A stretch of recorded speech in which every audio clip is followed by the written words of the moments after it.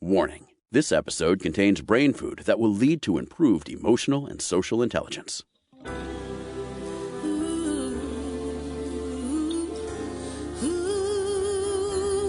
Give us 1 hour and we'll help you change the way you think about happiness.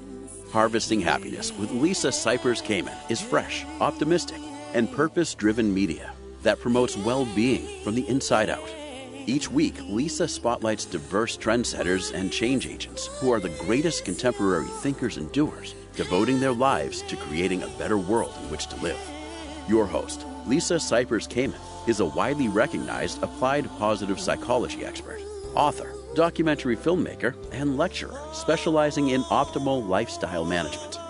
Let's get to it. Here's Lisa.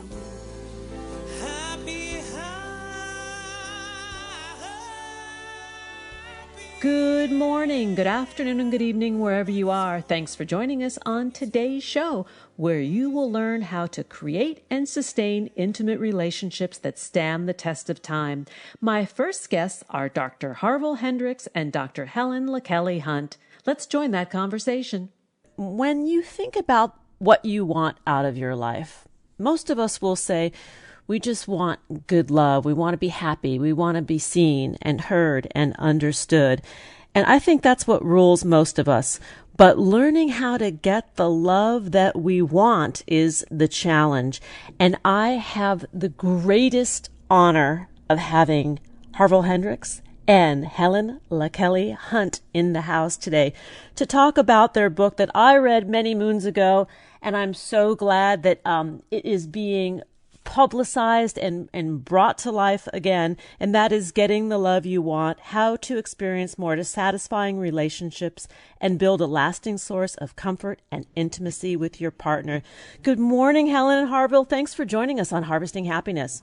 Good morning, Lisa. We're happy to be here. Hi, Lisa. Hi. Well, let's talk, give our listeners a little bit of history, because your work has been around for decades, I'm proud to say. You are the co-creators of Imago Relationship Therapy, which is a unique healing process for couples, prospective couples, and parents. Talk about Imago, your years together as a couple and business partners.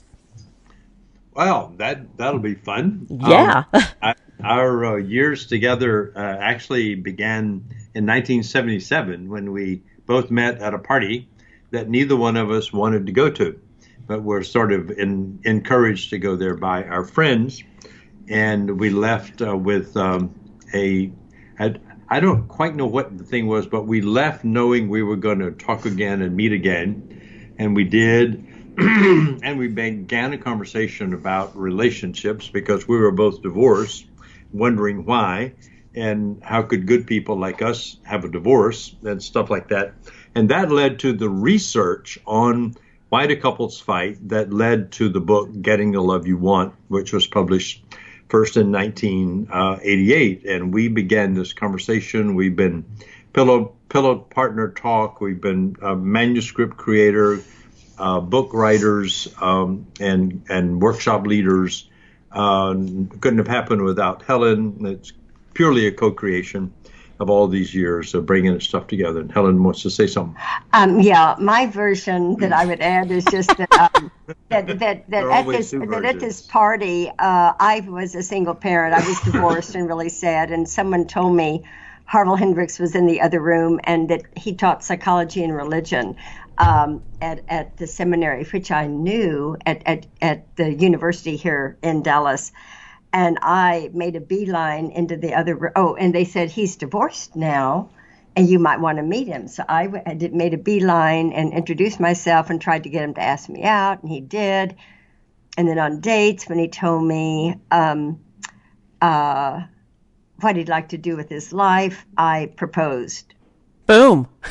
Yeah. Yeah, she told me not to propose to her. But she was going to do the proposal if we ever had one.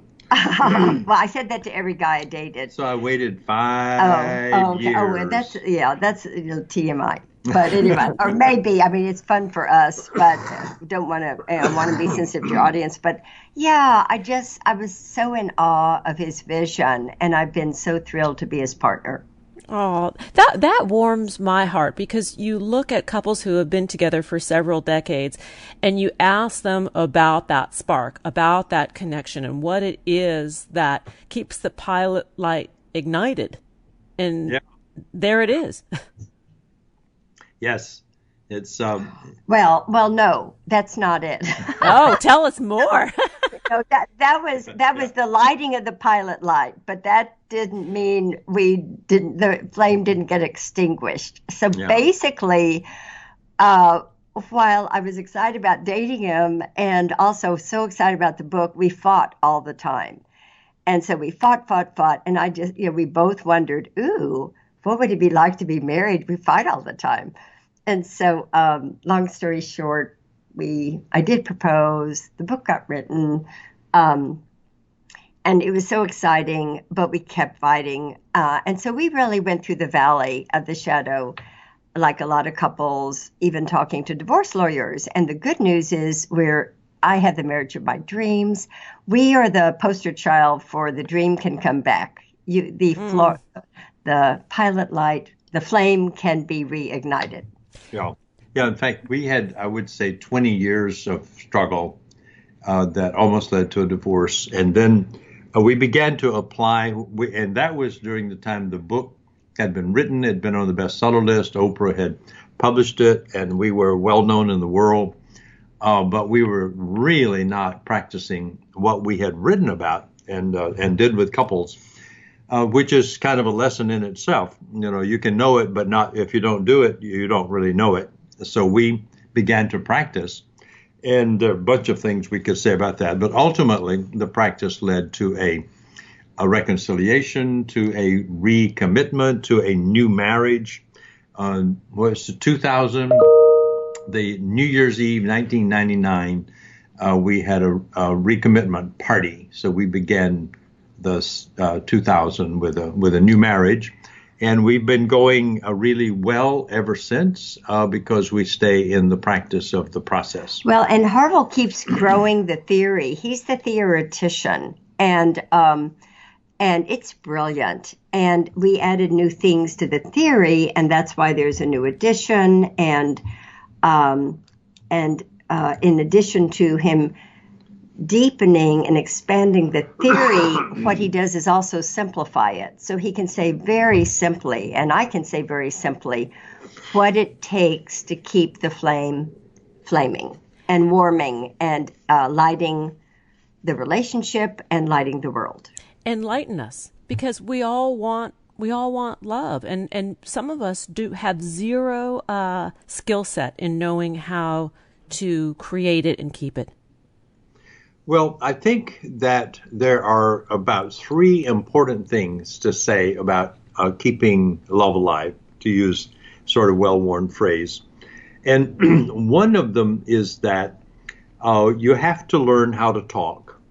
I think this was the primary discovery in the clinic, working with couples, is that the way they talk to each other made it impossible for them to solve their problems. So somewhere way back now, we don't quite know, but a couple of decades ago, we created a structured conversation called dialogue, which had 3 steps. And the steps walked people into their topic, but with highly structured guidance from the therapist, and the couples talked to each other. And what we discovered is that when we had that structure, which was a mirroring, talking and mirroring, talking and validating, talking and expressing empathy process, we finally figured out from the research that what that did was help couples feel safe. Very simple thing. They felt safe. It regulated their amygdala and their prefrontal cortex. So the prefrontal cortex began to work more than the amygdala did, so that fear, some thinking and intention could take over instead of being driven by fear and therefore anger or anxiety. So when you became safe, then we've discovered that couples could actually connect. And because when they were safe, they dropped their defenses. They weren't into being polarizing, being argumentative, or competing, or trying to be in control. They became vulnerable and engaging with each other. We call that the connecting process, where you feel like you're with a friend.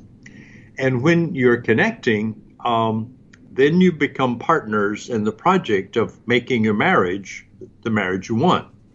But up until that, you're opponents, and therefore you're opponents, and you don't get the marriage you want. You get your nightmare, which is what Helen and I had for a long time, until we finally were able to create safety. And I just want to underline to anybody who's listening, if your relationship isn't safe, it will never be intimate. You may have sex, you may do all kinds of things and play and go on vacations, but you'll never be intimate because your brain won't let you truly be vulnerable to each other, except maybe in episodic moments that you always remember. So the first thing is to learn how to talk, and that's to learn the dialogue process, and that's the first thing that we teach couples. Began to say over 20 years ago, it doesn't matter to me what you talk about. What matters is how you talk about it. In fact, I think, Helen, you're responsible for that actual sentence. It's not what you say, but how you say it. And then you may want to pick up on the zero negativity and the affirmation process and fill that in as the second thing to keep love alive. Is you have to. So I think to first say that we have a definition of relationship. Most people think it's two people interacting, and we talk about it as two people and the space between them. And people go, what? Why are you saying the space between? It's empty. It's invisible. There's nothing there. But actually, there's an energy field in the space between two people. So things like the look in each other's eyes or the tone of voice a couple uses when they communicate to each other, speaking in a succinct way rather than flooding their partner with words. There are ways to talk that can create safety in the energy field between the couple. And there are minor things they can do that create anxiety. And when there's anxiety, connecting is ruptured. But when there's safety, connecting reconnects, and the flame continues glowing.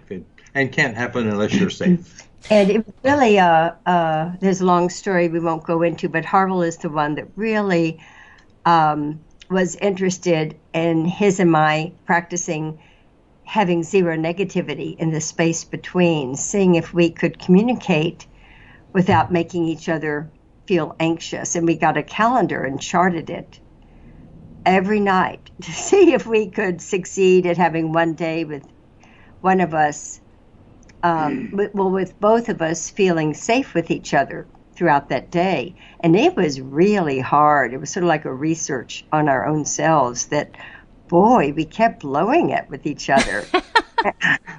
And we, not only have read all the relationship books out there, we've written a couple, and we couldn't do it. We just couldn't do it. We couldn't go to bed saying, today I felt safe in your presence.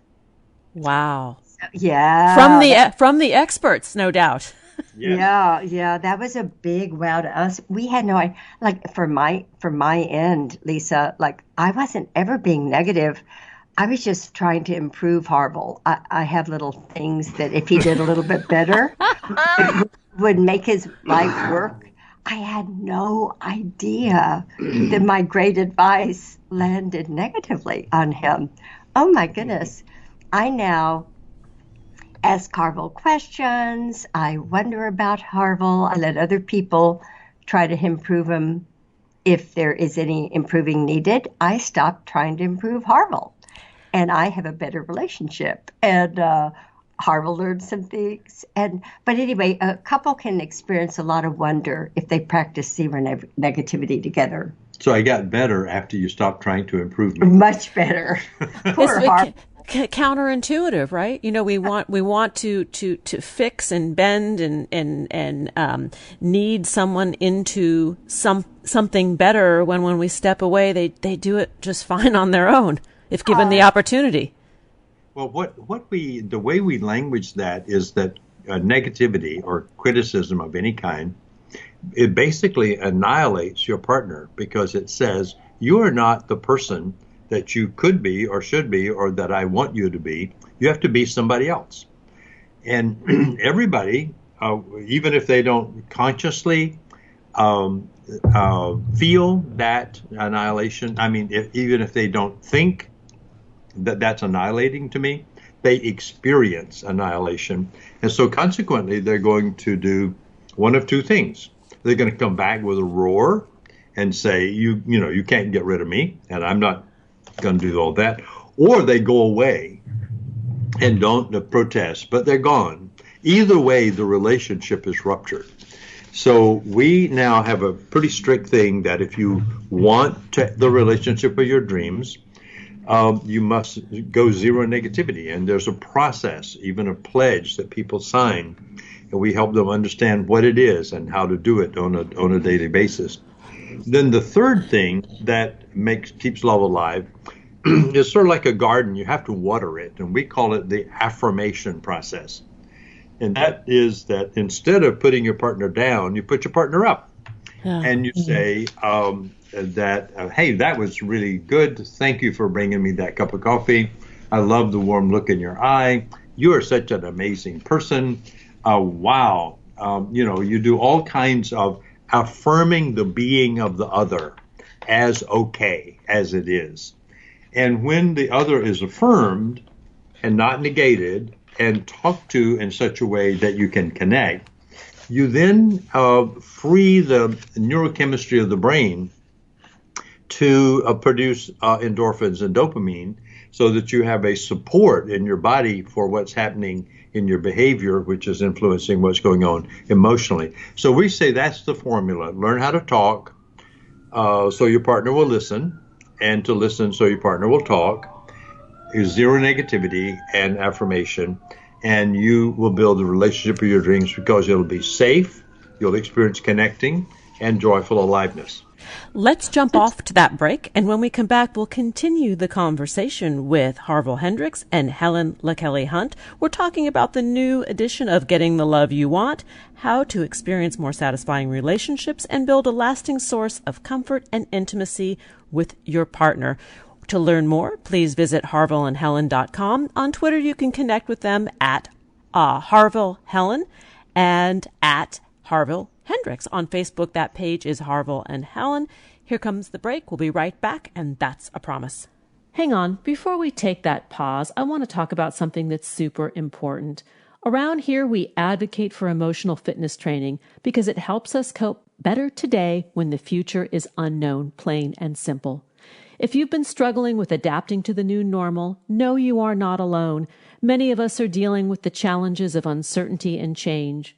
We humans love feeling like life is under control, and right now, so many things feel outside of our control, leaving us feeling pretty stressed. People are anxious, our daily routines have been disrupted, and future plans are in flux. But stress and anxiety do not need to rule your life. My stress and anxiety management routine includes exercise, nature bathing, and meditation. And most importantly, I also take the time to speak with a therapist to help bolster my emotional well-being so I can continue to effectively and professionally serve others in maintaining theirs. And that's why I'm proud to be partnered with Talkspace Online Therapy. Talkspace is a secure therapeutic network that provides a virtual space to talk it out with a licensed therapist from the comfort, privacy, and convenience of wherever you are, whenever, and for whatever is on your mind. Talkspace has thousands of licensed therapists trained in over 40 specialties, including anxiety, depression, relationship issues, and more. If you have something specific you want to work on, they will find someone that's right for you. Everyone deserves support, and none of us has to struggle alone. Your Talkspace therapist can be your dedicated support system, there to help you feel healthier and more empowered, even in uncertain times like these.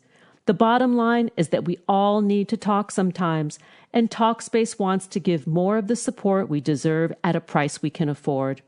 As a listener of this podcast, you can get $100 off your first month on Talkspace. To match with your perfect therapist, go to Talkspace.com or download the app. Make sure to use the code HAPPINESS to get $100 off your first month and show support for the show. That's Talkspace.com with the promo code HAPPINESS. Now here comes the break. We'll be right back. Did you know that happiness is actually good for your health? Happy people live longer, are more productive, and make better partners, parents, and professionals. Connect with us on Facebook at Harvesting Happiness and follow Lisa on Twitter at Lisa Kamen for a daily dose of inspiration.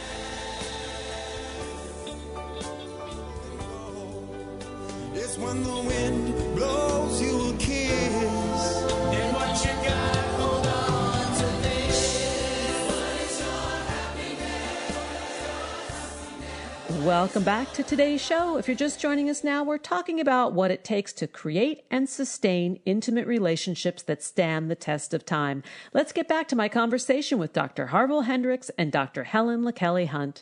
So, Helen and Harville, let's go back to something that you shared in the previous segment about your years in struggle as a couple. And I thank you for being willing to be vulnerable, you know, that B word, which we'll talk about in a minute, about the struggle and where it led you. I had a master's in counseling psych and went halfway through a PhD in clinical psych, and I was very, very interested in psychology. Harville is the visionary and the theory builder and clinician. But the book got written, and I was helping a lot behind the scenes when suddenly the Oprah studio called. He went on the show. I really wanted just his name on the cover. She took it to the Emmy committee, and that show won Oprah her first Emmy. So she had him on 16 times. So the book is really famous. Well, I'm doing cartwheels in my heart. I'm so thrilled. I'm so excited. All the lives this is going to touch, all these families, all these parents, and all these marriages can be saved. But our own parenting styles were very different, and problems crept in and got bigger and bigger in our home. We had a blended family, and the discrepancy of how people imagined we related and what it was really like was so great. So I asked Harville if we could go to therapists till we could find a good one. After the fifth one, we kept firing them because we were smarter than them. And the fifth one fired us and called us the couple from hell. And it was really, really tragic that we went to divorce lawyers and announced that to our families and to the Imago community. And that's when a couple things happened, and eventually we thought, we think we can keep this together. And we do have the relationship of our dreams now, but you have to learn to be able to talk about the tension or the differences that are there. And Imago therapy does teach you how to do that. In retrospect, we're glad, believe it or not, I'm sort of glad that this all happened because so many couples are moved by our vulnerability. Yes. They tell us that, because you all struggled, it makes us know that our excuse that Harville and Helen are compatible, so it works with them, but it doesn't work in my relationship. They can't say that. It really was hard for us to do it too. But anyone who does this process can have the marriage of their dreams. They can have the transformation. I just want to add something about the Imago therapeutic process and the practitioners that you have worldwide. That the book, Getting the Love You Want, has been translated into more than 50 languages. And there are more than 2,000 therapists worldwide trained in the Imago process. So this is not a fly-by-night operation. Yeah, right. I haven't heard it said like that before. Right. But that's certainly true. Yeah, we have a family of Imago therapists in 53 countries all around the world. Yeah, 53 practicing in 53 countries, and we have also 30 people on our faculty who are training therapists all over the world to do Imago couples therapy. So, and that's been going on now for about 25 years. So, right, it's not a fly by night, and we're hoping to be around forever because couples need and want to be helped. And I'd like if I could add and embellish something you said, Helen, about our stuff and to go to the theory. I think that what finally got clear to us, and we've been struggling with, a bunch of our colleagues write books on how to fight fair and fighting fair and how to have a good fight and all that sort of stuff. And I think we've had a problem with that because we have figured out how basically you don't have to fight. You will always have tension, and the tension is because you're always going to be different because there's no other way we can be except different. But the tension can be a what is the phrase we use? Conflict. There's growth trying to happen. The tension you don't have to be in conflict about the tension. The tension can be conducive to collaboration and requiring collaboration. And it may not always feel good, so that it's not like cotton candy, but it doesn't have to be polarizing and rupturing the relationship. The tension, in fact, produces growth if you hold the tension without going into disconnection. So I think Helen and I pretty much got difference down. I mean, we can have a difference, and it can be pretty intense, but it never turns into a fight. That certainly nothing like the old days when fighting was about all we did because tension because difference was so objectionable for such a long time. So it's important to know that the tension is not going to go away because of the fact of difference, but conflict doesn't have to exist because if you hold the difference, you grow into new parts of yourself, and you grow a new part of your relationship, and you become more creative on the outcomes of any problems you're dealing with. I want to tap into something you said about safety, because when we feel unsafe, much of the time that feeling is coming from something that is not real and present, but a feeling that is arising because it makes us feel like something in the past. I guess where I'm going is that if we're unwilling to look at our families of origin and childhood trauma, it's pretty hard to have this holistic, safe, connected relationship that you speak of. Yeah, exactly. It is, and the safety actually comes from two, and the fear that requires us to work towards safety comes, we think, from two sources. And one is the natural human, the natural fact that human beings are different, that the world presents itself uniquely to every human being, but every human being believes that the world that they are experiencing is the world that is. That is the real world. That's the true world.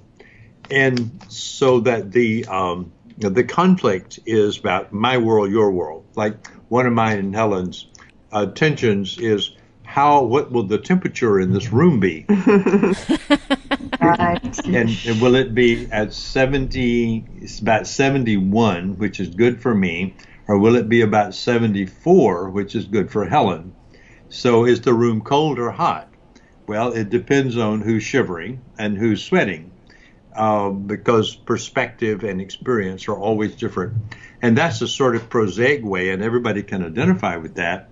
But if you put that and magnify that to the whole human situation, everybody, everywhere, experiences the other person's reality as different from mine, and therefore a threat to mine. That is, which reality is the one that's going to rule the roost.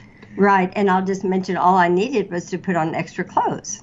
I mean, duh. I mean, we don't. Yeah. It's sort of so back to it's not necessarily what we're discussing; it's how we're discussing it, and making sure we're discussing things from the upper brain, where you can collaborate and make win-wins. I now love my 3 layers of flannel nightgown. And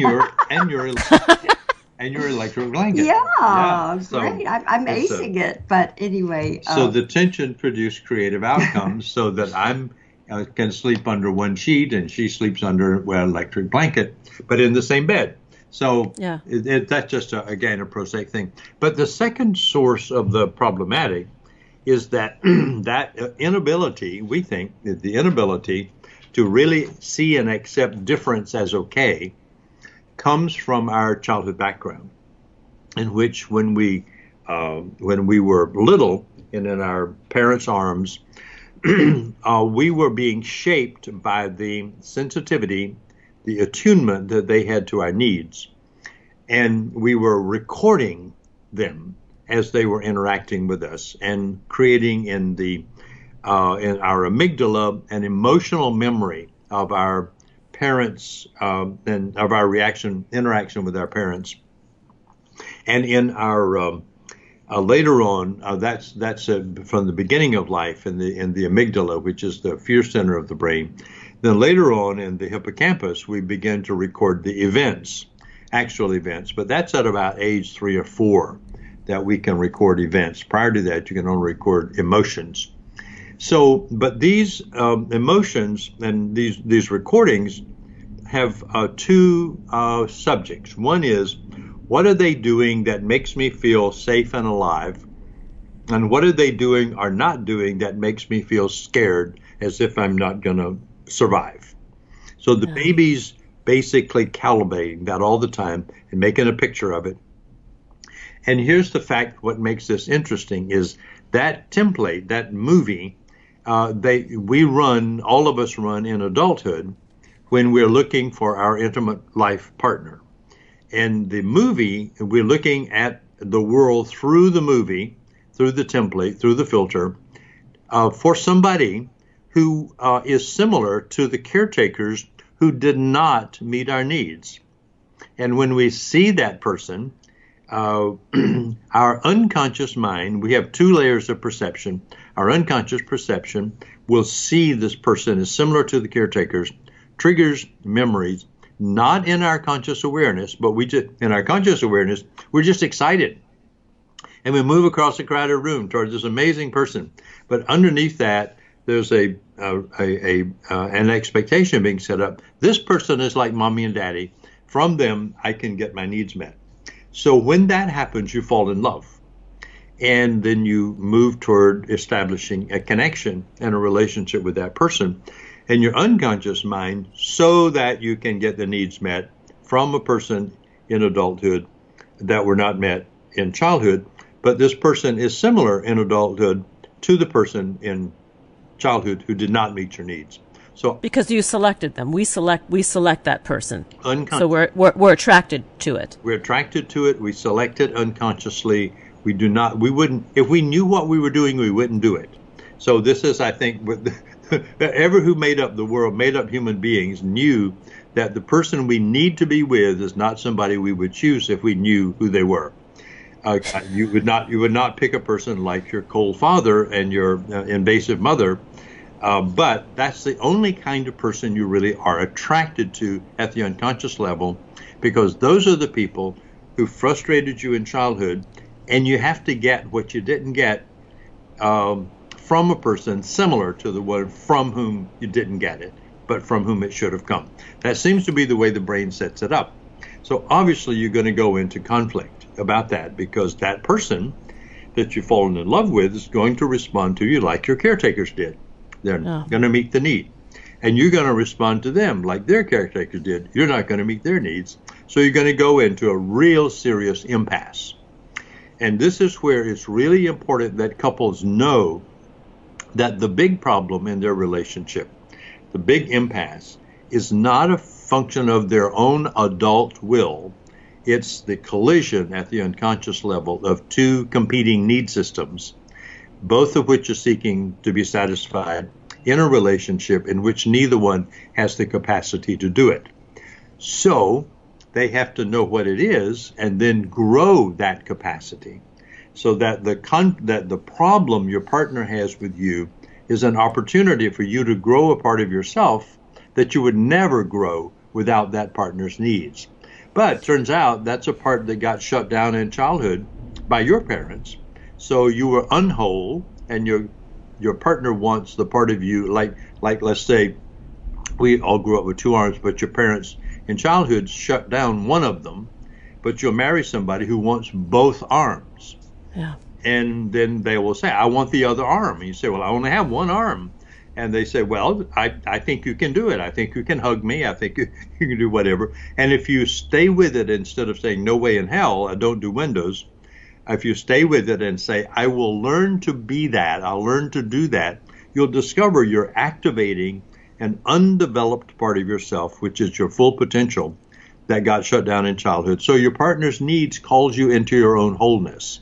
So this is what makes the tension between opposites growth producing for both persons if they will stay in the process and use a relational technology to make it happen. You can't just do it, just keep trying, slugging away. You really have to know how to do it. And the relational sciences are now well enough developed that we now know how to help couples move out of that impasse into a conscious partnership with some speed. And to learn how to do it, I think people need to get the book, Getting the Love You Want, How to Experience More Satisfying Relationships and Build a Lasting Source of Comfort and Intimacy with Your Partner. So if you're having a hard time with your loved one and you want to learn how to communicate better, create a safer zone within the relationship, and increase intimacy, I highly recommend the book. I have read it years ago, and I'm rereading it now, and I've had the great pleasure of hosting Harville Hendrix and Helen LaKelly Hunt in the house. Will you come back and do more with me? Because there's so much more we can explore together.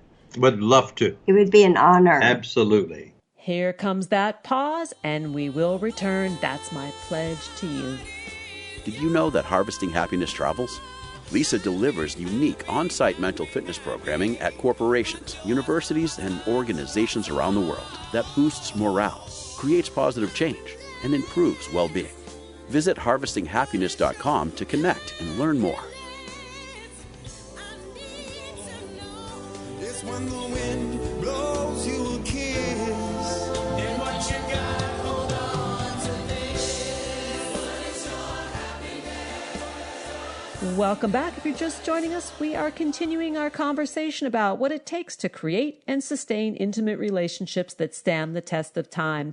My next guest is Dr. Gary Salyer.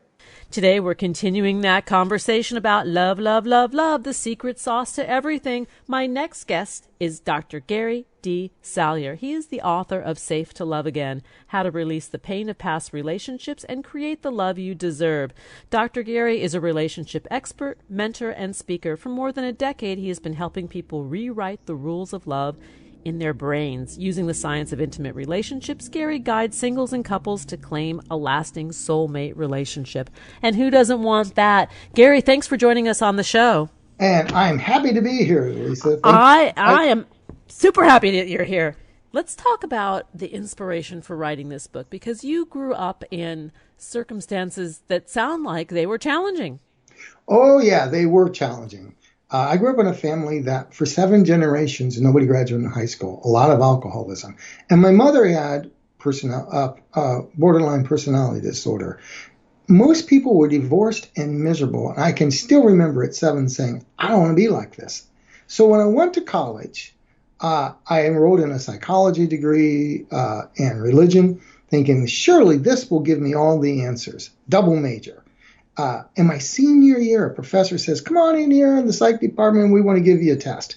And the test results came back. And at the very end, he just says, no, by the way, you have a 90% chance of being divorced. And I was like floored. So I literally suspended graduating that year and went and did a 5th year of college focusing on marriage and family relations. And I said, boy, I'm not going to have that happen to me. So 12 years later, I'm getting a divorce. I'm going, what happened? I don't understand. I did all the study. I do another 7 years of therapy and a bunch of workshops, and I get married again, pronounce myself all fit and ready. And 4 years later, there I am again. And this time I'm looking at life. And then after a series of painful relationships where I began to realize I had become Mr. Wrong, there wasn't just them, I said, therapy's done me some good, done me a lot of good, but it never changed my core style of relating. It had me managing pain versus creating a different experience in love. And I said, if they can't crack it, then I will. And I dedicated myself to cracking the code to what rewires our brains. So we think and feel just like those good people that have lasting, wonderful relationships that you see holding hands after 20 years in a restaurant where they're gazing in each other's eyes, waiting for the food to be served. I love this story because not only are you coming from an academic perspective, but you're also like your lab rat. You're your own, where you're testing these principles on yourself, and you have gotten it right. I'm happy to report. I have been my own guinea pig. That is absolutely true. And it was good because when I would read stuff, especially in the research, I really began to have a feel, okay, this is going to work. No, not really. And I began to trust my guts. And then I began to see what really worked with clients. And over 10 years, I got a pretty good idea that this new theory I've been talking about, that there's 4 feelings that tell your brain you love me. If you can give and take them, all 4 of them, you're pretty good to go. And if you're not wired to give and take them, things always go astray. Let's talk about our love style as humans, and where does it come from? Well, usually early childhood. That doesn't mean that later experience, like maybe a traumatic event later on in high school, or perhaps a really bad relationship that we accidentally got fooled into, but it's usually the first 3 to 7 years. And what I argue in the book is that in those first few years, by the time a child is 1 year old, we know from attachment theory that you can tell by the way they are separated from a parent and how they return to the reunion with them. You can tell whether they are wired in a secure way, which means they don't get too amped up, and they eventually grow up to pick really good partners, and they create lasting relationships. They're called secure. There's 2 other types of babies. 1 year old now. And these babies are either anxious, they're waiting for when love does go away, and they grew up to be drama kings and queens, or they're the avoidance, and they have a flight response. They're afraid of depending on love or being depended upon. And they grow up to be Mr., or Ms., no commitment, or the unavailable mate. So what tells that baby at 1 to be secure was what I focused on. Because at that time, there's no beliefs. There's no stories. There's not even much conscious memory. All that's running is feeling. And what tells that baby tells you. Because your brain is wired from early on to look for, have I been welcomed with joy? Have I been made worthy and nourished to reach out for my needs? Do I feel cherished and protected? And do I feel empowered with choice? If you're feeling welcomed and worthy and cherished and empowered in a relationship, I'll bet you're feeling pretty good about it. If 1 is missing, you're thinking, there's a few things to work on. 2, you're saying, what's the number for my therapist, best friend, right? And, and 3 or 4, you're in a toxic relationship. So the point is to focus on what really tells your brain you're loved versus other things that get in our way. You talk about 6 rights or permissions in the book, Safe to Love Again. Share them with us. Okay. So, yes, the way the feelings actually create rights. You can think of them as permission slips to have certain experiences or not. When a baby is first welcomed into the world when they're first born, ooh, there you are, little Lisa. Ooh, so glad to have you.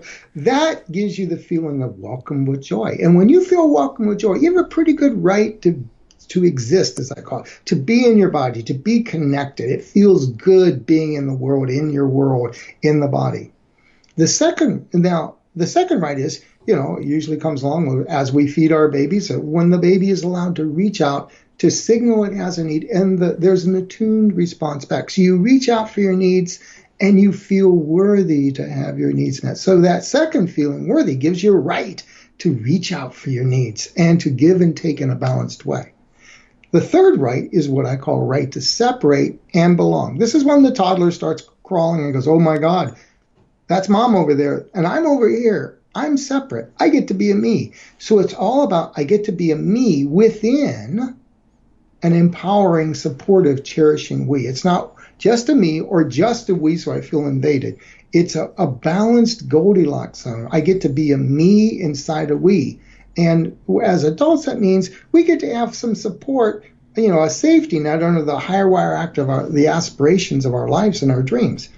Then there's two rights that come in around two, and that's a right to create your own experience and a right to assert. This comes from the feeling of empowered with choice. A right to create your own experience is I don't have to let someone else be the standard, and I'm good with all of me, good and bad, weak and strong. Right to assert is just that. I can have a voice. I can have choice. I can choose what I want, and someone will acknowledge that. And if you have all of those rights, those 5 rights that give you 4 feelings of welcomed, worthy, cherished, and empowered, then you have a full right to love and be loved, not one or the other. So these 6 rights, right to exist, right to have your needs met, right to separate and belong, create your own experience, a right to assert, and a right to love and be loved, give you these 4 feelings. And that's the heart and soul of what tells how brains that are secure are wired. And if any of those are missing, then you go anxious or avoidant. So the trick is, how do I give myself back a feeling of worthy and nourished if I don't have a right to reach out if that's missing, or a right to feel empowered if I don't have a right to create my experience. This gives you the formula so you know your way back. And what's interesting is many of us are challenged in this area. We have perfectly decent parents who take care of us and nurture us to the best of their ability. However, when it comes to this deeper material, there are challenges. There are. And, sometimes you can have well-meaning parents. In the book, I talk about Carolyn. Carolyn was born to a world-class family. Everybody's secure, 3 older brothers that are all, and sisters that are all securely wired. But when her mother, who's a world-class mother, was about 6 weeks old, I think it was, she was in a wicked car accident, was in traction in a hospital for 10 months with everything broken. And so she could not adequately respond to her child. The family did as good as possible with makeshift aunts and everybody, but it wasn't the same doting, responsive. And she kept asking, why? Why am I so anxious? Nobody else is. It's because during the crucial period, she didn't get all the momentary attunements that everybody else did. And so it was resetting some of that word basically for her, right, to have her needs met. And so you can get it naturally. Everybody does. At some point in time, your brain takes the best deal. Not everybody gets a missing set of rights from bad parents. Occasionally, stuff happens. Yeah. I love what you said, that the brain takes the best deal. That's right. Right? Like, so, okay, this will do. This is okay. This seems to, be right or feel good enough. Well, for instance, I grew up with a borderline mother who had some violent tendencies. I had a lot of right to separate and not as much right to belong. I wasn't very good at creating a we, and that really played into 2 of those 2 divorces. Now, when you're with a borderline mother who can get very physically violent, do you want to belong? No. Me and being separate is the best deal available. That's safety, right? Yeah. And it was in giving my brain a right to belong, to making it safe to belong again, right? That was the winning ticket for me. Some part was always pulling me out of relationships because at one time, that was the best deal available. So no matter what your pattern is out there, if you're listening to this, no part of you is wrong.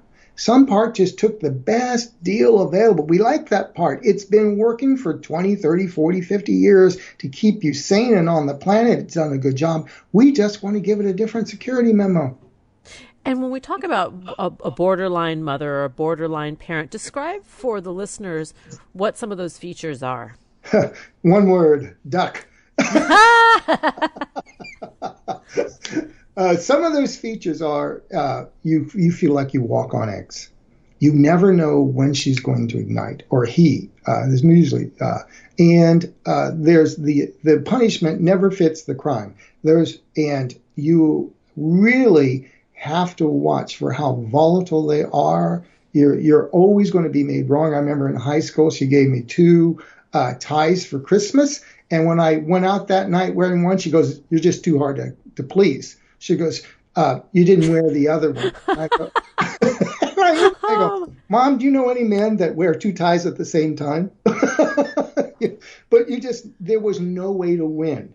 And there's this volatility. They're scared to death they don't belong. And there's often violence or extreme manipulative, cognitive, emotional behavior.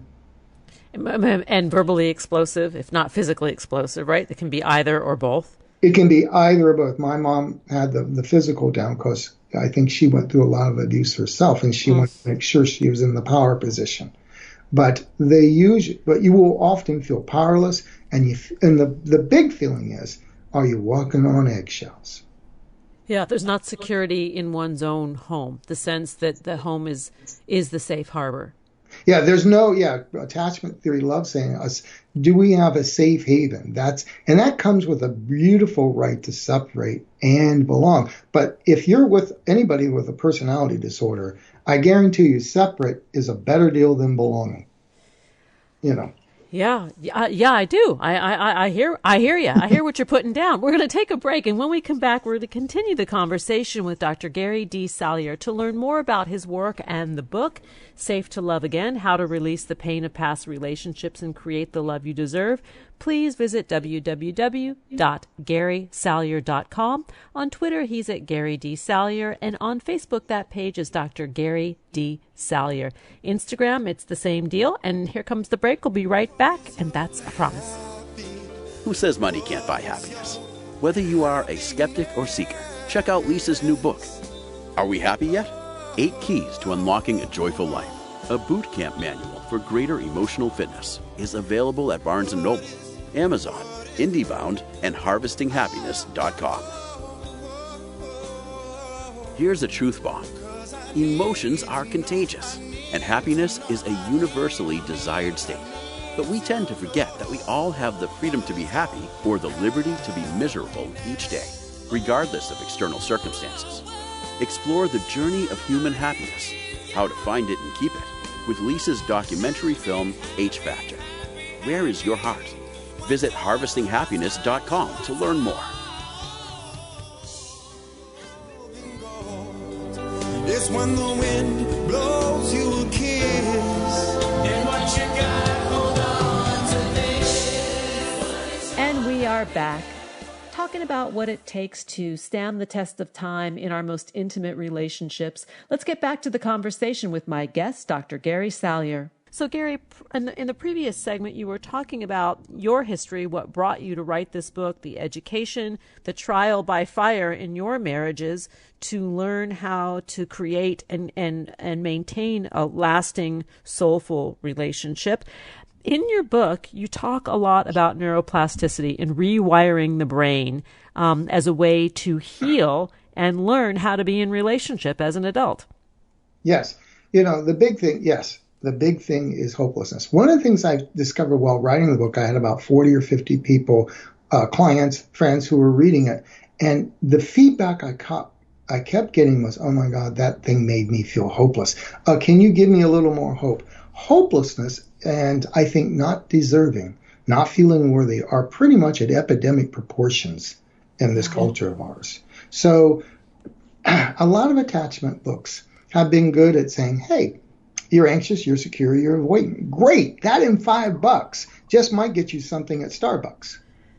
But a label is not the same as saying, how do I give myself back a loving relationship? We want love, not a label.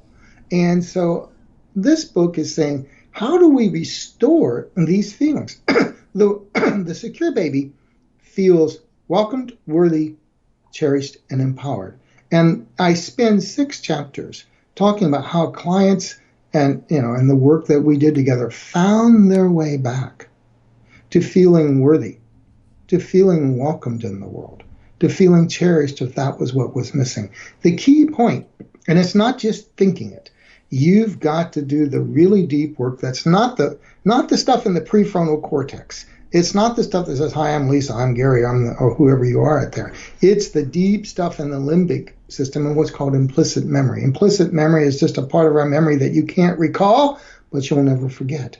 And it's resetting those feelings so you feel worthy. When people feel worthy, they pick better partners, they create better relationships and lasting. So it's the deep work. That's not about the story you're telling. It's the feeling that tells your brain what story to create. It's the feeling that tells your brain what limiting belief to create. So and there is a way. I didn't discuss all the ways I do it with clients. It does take deep one-on-one work with someone that knows how to reset those feelings. But if you can reset those feelings, your brain will begin to stop picking the same Mr. or Ms. Wrong, or they'll stop creating the same debilitating argument with your sweetheart. Your brain will stop seeking, if it feels undeserving, it seeks undeserving. If it feels disempowered, it finds disempowered in a mate. If it picks it, prods it, or projects it. So the key is to get yourself feeling these, and when they become your GPS for love, everything changes. So, for example, Chapter 8, the commitment of that chapter is I will train my brain to feel more loved and loving by. And give an example or a series of examples of how one would do that. Okay. One of the things I do, to start the transformational work, I give people a series of what I call perceptual filters. If you stop and think about it, when people don't feel worthy or they don't feel loving, some part of their brain stops deleting the people and experiences that would love or make them feel worthy because it doesn't agree with their identity. Or another tricky one is they're so afraid of being disappointed again, they just start deleting any evidence they could be loved, and then they say they're hopeless. It's a tricky little way. I'll delete any possibility of love so that I don't get involved and I don't get hurt again. And then people feel really hopeless. So what I do is I give them ways I can notice that I can be loved and well connected. Ways I can notice it's okay to reach out for my needs. And when people, and then they just read this little filter. This is just to begin the first baby step, but it does miracles sometimes. If I told you, for instance, when women get pregnant, I've been told they begin to notice every pregnant woman on the planet when they wonder where were those. They were always there, right? If you go out to buy a Mercedes-Benz, suddenly you notice every Mercedes-Benz on the planet. So the moment we start letting in new evidence, then we can allow in new feelings. And that's the first step, undeleting the things that were being deleted, so to speak. Allowing in more of the loving experience that is already out there. There are people who are making you feel worthy. It might be somebody at Starbucks who gets it wrong and makes sure that you get a free something, or a favorite aunt or whoever it is, or a good friend. There's always evidence for all these feelings. We just often delete them. So the first step is that, and then the second step is to work with a qualified professional who understands these rights and knows how to reset them at a very deep level. It's hard doing it by oneself. And I think that's a very interesting point about the outsourcing support and also the use of surrogates, right? That we play out this dynamic so we can trust and verify in smaller situations. Exactly.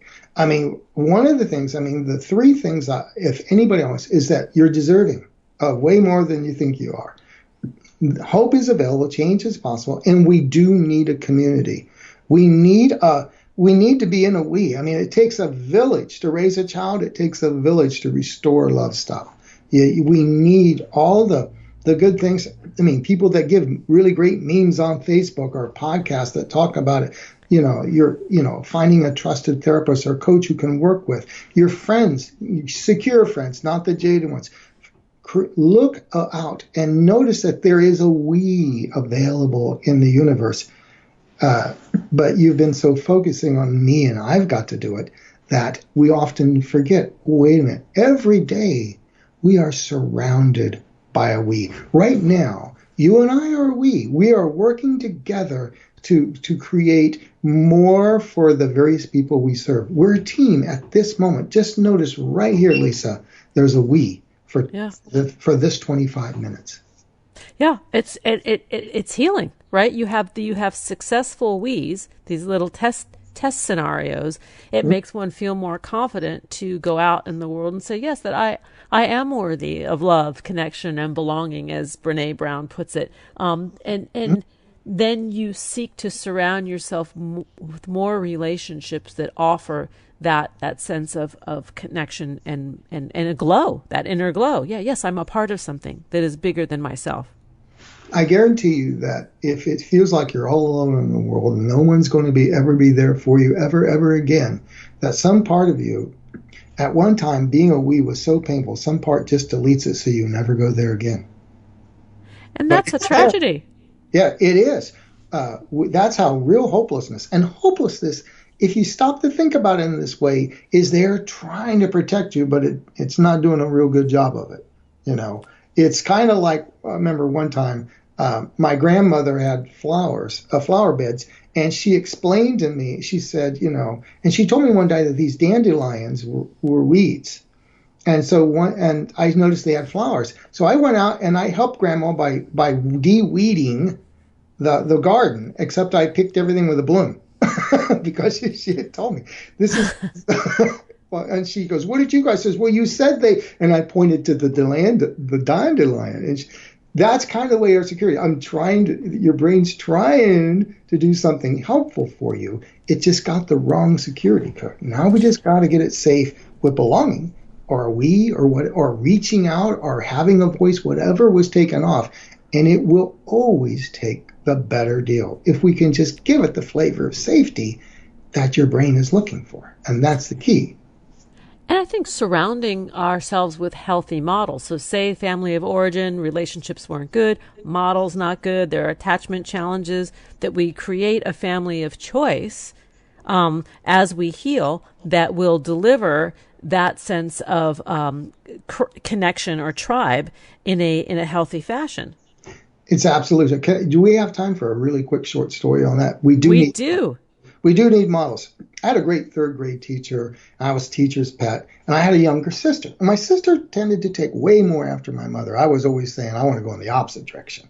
So my third grade teacher told me in sixth grade then when she got my sister, she thought she was getting Gary again. But she found out like early on, one day there was going to be a guest, and Mrs. Graham told my sister, I want you to be to the greeter day. And she goes, well, what do I do? She goes, well, when there's a knock on the door, I want you to get up, open the door, and say, welcome in. Well, now you got to remember, my sister was taking out way after my mother. So the knock comes, my sister gets up, she walks out, opens the door, says, well, come in. not exactly inviting. Not exactly. But that's role modeling. That's role modeling. Yeah. That would have been welcome in my family. That would have been a good day. Right? And what we want, and the things that we know is that's why if we can hang out with secure people who have loving relationships and notice what they're doing, we're way better off ahead of the game than if you're a man or woman out there and you've got a best friend who's really jaded and they're always saying, oh, dump them next. That is not secure advice. You want to hang out with people that you can notice, wow, look how they responded to that. Look what they did there. Wasn't that sweet? You want to notice all those things because that's how your brain got wired at first, and it's going to be how it's going to be wired now. Your brain notices everything. And the more you're surrounded by, happy people who, that's really how you harvest happiness is by noticing, all the good things that are out there in the trees that are really giving good love to people. So, well, and if we look at emotions as positive or negative contagions, if we're surrounded by people who are negative and present these negative role models, we're more apt to replicate the model. However, if we see that it's in our interest and there's a positive benefit to following that healthy model, we're going to gravitate towards that. Exactly. Like, yeah, you want to, but a lot of times we hang out with these other people because we don't have a right to a better experience. If you've never felt the feeling of empowered, you'll find people who will disempower you because that's the only feeling you have the right for. Yeah. That's the key. This is why these rights are so important. I talk about we are always having the experience we have the rights for. So when people hang out with negative people and they feel unworthy or disempowered, or then you know that the brain doesn't have the secure feeling of really feeling worthy or really feeling empowered. It's a barometer. I want to. We're almost out of time, but I want to mention something that I find very interesting. That you lead workshops, several different kinds of workshops for singles, for couples, for Safe to Love Again workshops, and you said that when singles come to the workshops, excuse me, they're trying to figure it out, right? They might not have that good role model.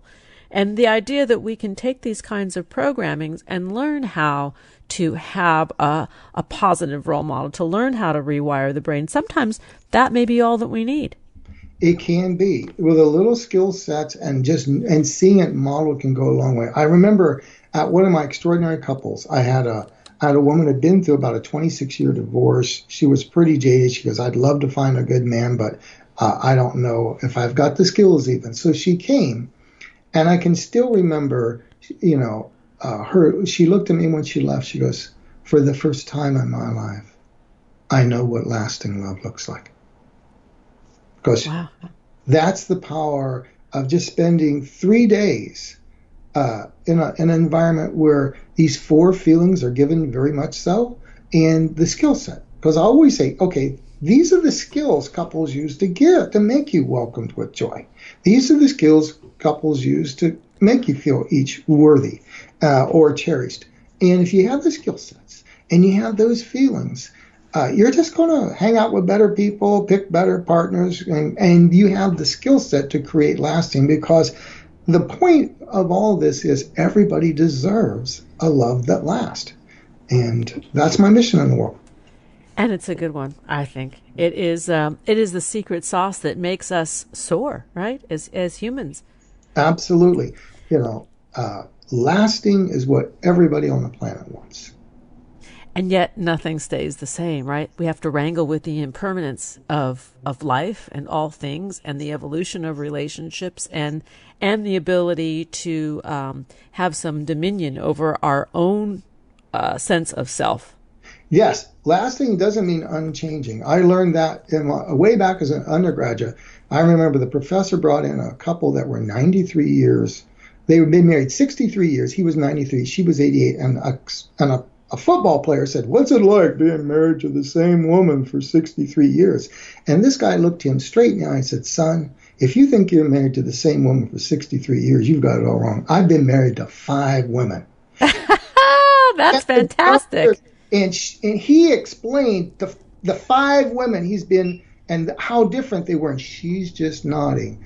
Lasting is not boring. It's not, monotony. Lasting is dynamic. Lasting is you got to be able to adapt and change. You got to grow with each other. So, let's be very clear. Lasting is about being able to realize, that way of meeting her needs or his needs from 5 years ago may not work today.